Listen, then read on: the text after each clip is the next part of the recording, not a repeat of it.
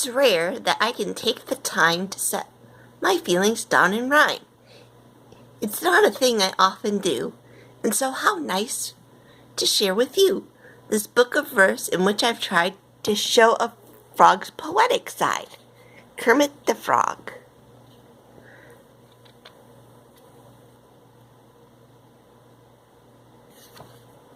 Kermit's Garden of Verses by Jack Pretlusky, illustrated by Bruce McNally. I started life a tadpole. I started life a tadpole, a tiny pollywog. Eventually I grew to be your average sort of frog. I think a lot of little things, as frogs are prone to do, and so I wrote this little book of poems, of little poems for you. When the temperature is rising. When the temperature is rising, I am really very fond of quietly observing little ripples on a pond. I perch upon a tree stump or I lean against a stone as I listen to the water as I sit here all alone. When a breeze is softly blowing and the air is fresh and clear, and there's no one to take notice of the sounds I'm making here, there's almost nothing nicer than just sitting in the shade, plucking out the music of a banjo serenade. It's peaceful in the summer under a leafy tree, and I sit and sing for hours to the flowers and to me. I am totally contented croaking out my little songs. When the temperature is rising, this is where a frog belongs. Our show.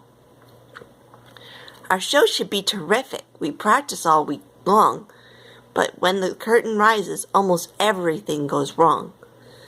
Sometimes the show is awful, sometimes it's even worse. It hardly ever seems to go the way that we rehearse. The jokes are all forgotten and the band sounds really weird. Half the cast is missing and the props have disappeared. The dialogue is backwards, someone tumbles on his face.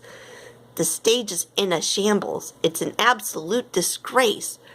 Our bows are always clumsy. It's a really sad display.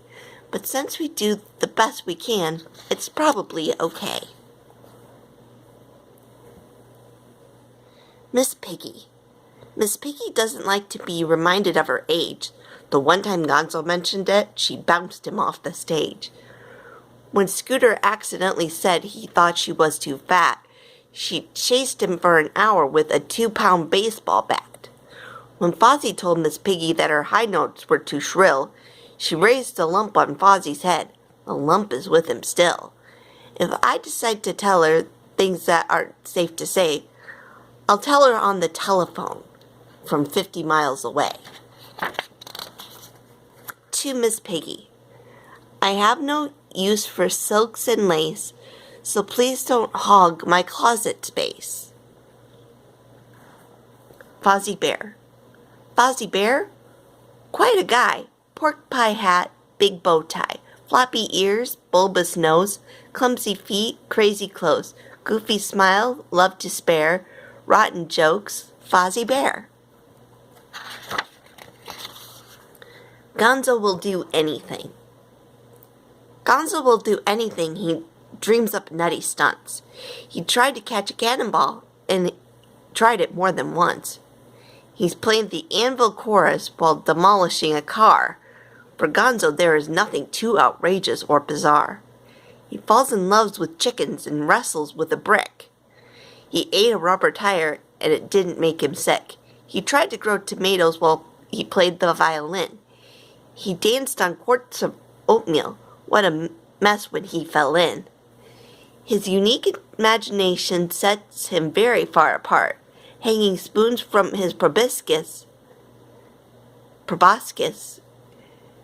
It's his weird idea of art.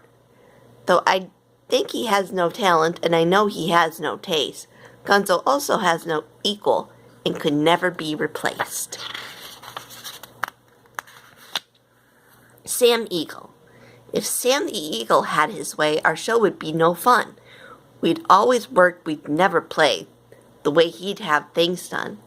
He's huffy, stuffy, gruff, and cross, and so I'm pleased to say that Sam the Eagle is not the boss and doesn't get his way. Memo from Kermit to New Zealand. When flinging a fish, take a little more care. I found a trout in my underwear. And that is it for part 1.